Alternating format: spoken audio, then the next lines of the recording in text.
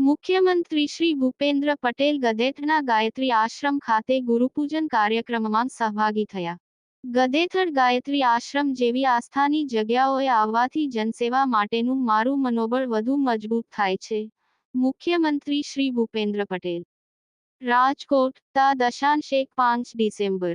મુખ્યમંત્રી શ્રી ભૂપેન્દ્ર પટેલ આજે રાજકોટ જિલ્લાના ગાયત્રી આશ્રમ, ગદેથડ ખાતે યોજાયેલા ગુરુપૂજન કાર્યક્રમમાં સહભાગી થયા હતા અને ગાયત્રી મંદિરમાં શીશ ઝુકાવી પ્રજાની સુખાકારી અર્થે પ્રાર્થના કરી હતી. તેમણે આશ્રમના મહંત શ્રી લાલબાપુના આશીર્વાદ પણ આ તકે લીધા હતા.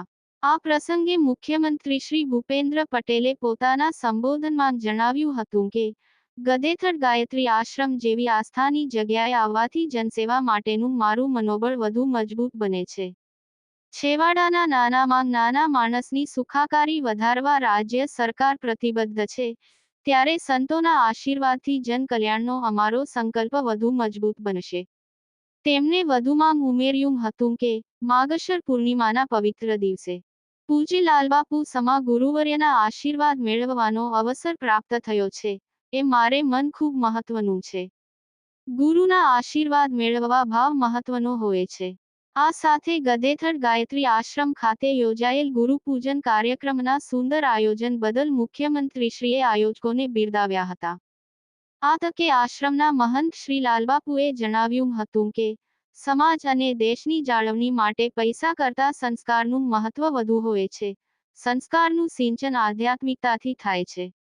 આ તકે લાલબાપુએ અમદાવાદ ખાતે પોતાની સારવાર દરમિયાન મુખ્યમંત્રી શ્રી ભૂપેન્દ્ર પટેલે લીધેલી મુલાકાતને યાદ કરી હતી.